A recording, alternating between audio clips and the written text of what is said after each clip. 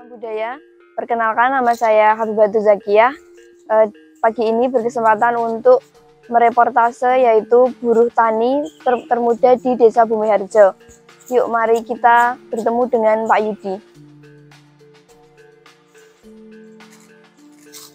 Assalamualaikum Pak. Waalaikumsalam. Ya. Sebelumnya perkenalkan dulu namanya Pak siapa? Ya, nama saya Bapak Muhammad Setiawan. Langsung saja ya Pak. Ya.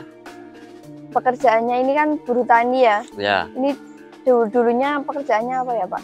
Ya, kalau dulu kerjanya serabutan ya, pernah jadi di pasar juga pernah, jadi tukang kulit bangunan juga pernah. Terus sekarang saya memilih buruh tani itu karena kan apa ya? Pakainya saya itu kan di pertanian gitu. Oh iya, ini kan buruh tani termuda di Desa Bumiharjo. Nah itu sejak kapan ya Pak? Ya, kalau saya dari sekitar 4 bulan yang lalu. Nah, jadi belum lama sih. Oh, belum lama. Oh ya Pak, ini untuk ladangnya ini biasanya buruhnya di siapa saja ya Pak? Oh ya, kalau buruh itu kan banyak sih. Kalau ini sebenarnya kebetulan di tempat beli saya. Dusun mana ya Pak? Di dusun Sodongan tepatnya ya. Biasanya untuk hasilnya itu? Ya, kalau hasilnya itu tergantung yang punya lahan. Soalnya kan di desa kan nggak semua orang itu kemampuannya sama. Ya, kadang-kadang bisa yang 35, 40, kadang ya 50, tergantung orangnya yang punya apa itu ladangnya. Kalau luas ladang itu mempengaruhi juga nggak ya Pak? Maksudnya gimana itu? Kan misal mencangkul gitu, nah itu bisa mempengaruhi itu perharinya segitu atau tergantung luasnya gitu? Ya, kalau untuk upahnya itu nggak tergantung luasnya, tapi jadi sama. Jadi nanti yang mempengaruhi lama cepatnya itu. Biasanya paling lama itu berapa hari gitu? Ya, kalau ladangnya luas sampai setengah hektar itu paling lama, kalau 2-3 orang itu bisa sampai 1 bulan mencangkulnya itu. Itu biasanya untuk makan siang atau gitu dikirim dari yang punya ladang atau membawa sendiri atau gimana Pak? Ya, kalau itu tergantung yang punya ladang ya. Kalau yang punya ladang mau membawakan, biasanya dibawakan. Terus kalau yang punya ladang nggak mau kerepotan, ya kita bawa sendiri juga apa. Tapi itu tergantung mempengaruhi upahnya juga. Jadi beda sama yang dikirim atau yang lepas, itu beda. Itu biasanya kalau dikirim dari pemilik ladang itu kira-kira apa ya Pak makanannya gitu contohnya? Ya, makanya ya ada snack, minuman, ada nasi. Satu kali. Oh, satu kali.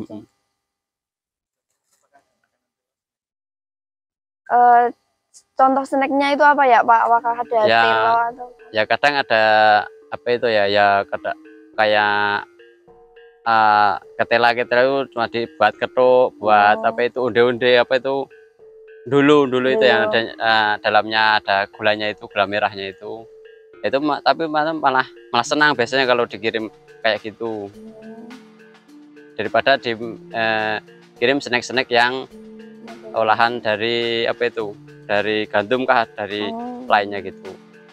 Selain menjadi buruh tani ini, apakah di rumah juga beternak gitu Pak? Ya, kalau itu cuma buat sambilan ya Pak ya. Jadi ada rata-rata yang buruh tani itu kalau nggak ngingu sapi, itu pelihara itu kambing. Kalau sapi di rumah itu ada berapa Pak? Kalau sapinya itu, kalau itu yang adik saya ada 3. Kalau saya sendiri kambing. Kemudian untuk alat-alat yang digunakan sebagai buruh itu apa aja ya Pak? Ya, kalau alat itu yang pertama cangkul, yang kedua itu ada arit atau sabit itu. Cuma itu ya Pak? Ya. Caping gitu? Nah, gitu kan, itu cuma apa ya, perlengkapan itu. Tambahan. Untuk alatnya sendiri itu belinya gimana Pak? Nah kalau alatnya sekarang kan di pasar juga banyak toh, di mana-mana ada, di pasar Borobudur juga ada, pasar Salaman, pasar kan dekat kan dari Iya. sini. Untuk cangkulnya sendiri itu bikin atau langsung beli jadi gitu Pak? Ya kalau saya itu kadang beli jadi, kadang pesen. Kalau yang beli jadi itu kan cuma biasa-biasa saja. Kalau yang pesen kan agak mahal tapi bagus. Macam-macam apa yang bedanya dari yang pesan sendiri sama yang langsung jadi itu apa Pak?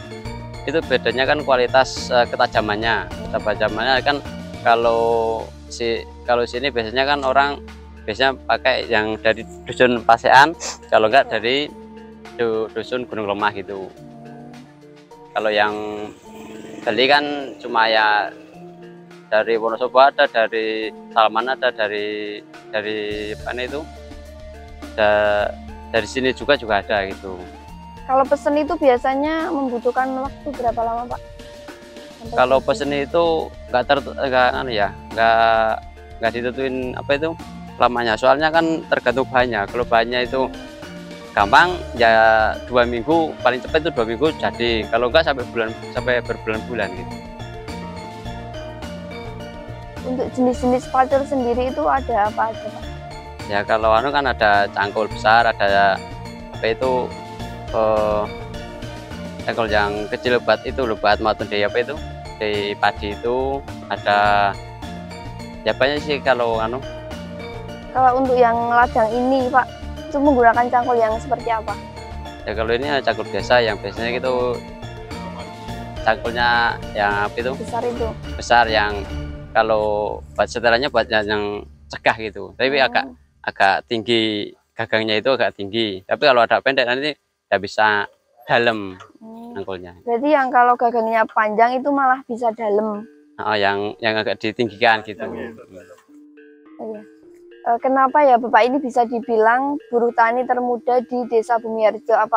Ya apa itu sekarang kan anak-anak muda itu biasanya kan kalau bekerja kan pilihannya yang bersih, yang kantoran, yang kalau enggak yang pabrik gitu toh. Jadi saya kan suka sama pertanian itu.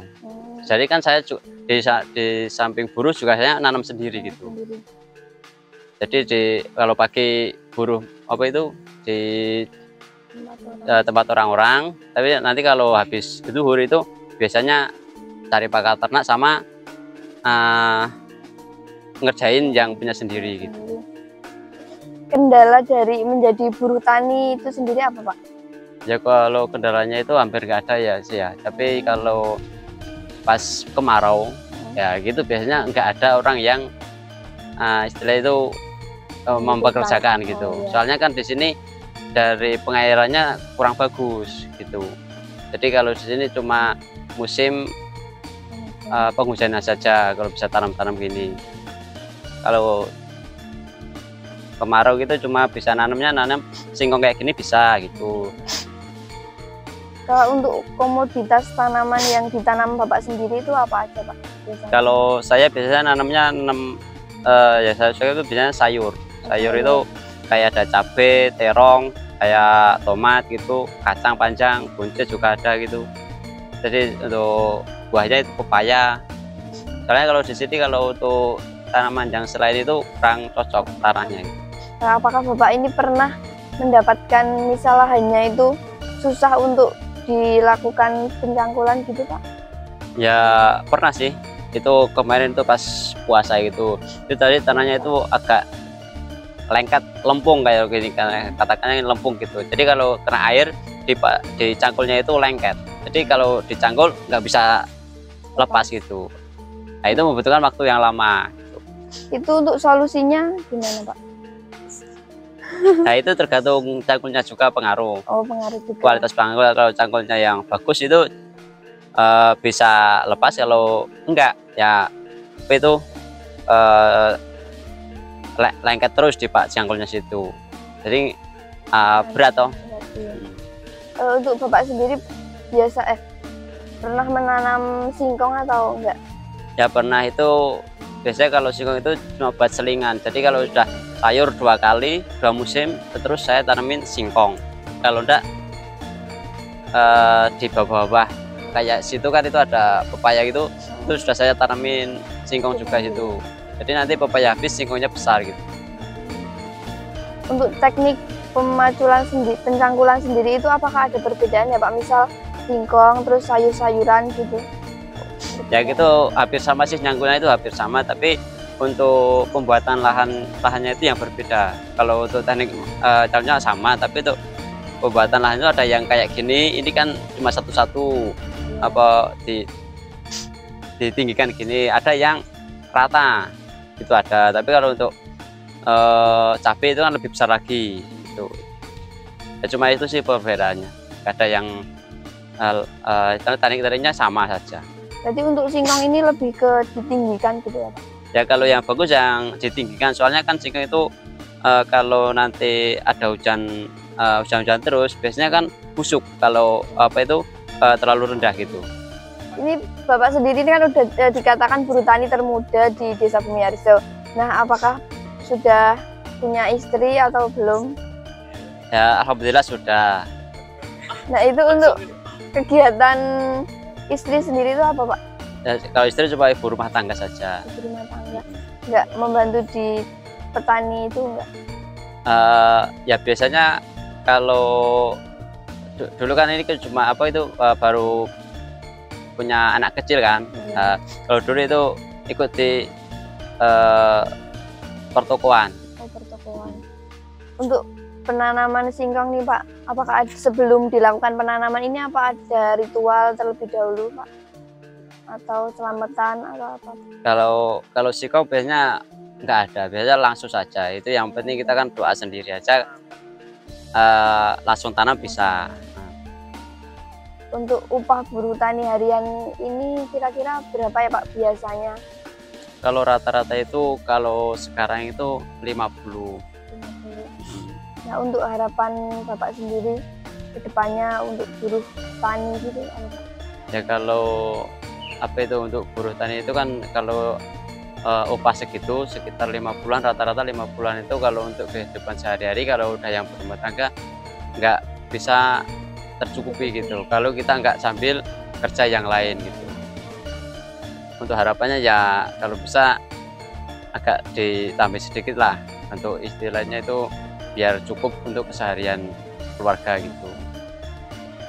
Mungkin itu saja ya Pak, untuk makasih informasinya. Ya sama-sama. Lengkap. Maaf apabila sudah mengganggu. Ya. Saya minta salam budaya ya Pak. Ya bisa. 1, 2, 3. Salam budaya Desa Bumiharjo.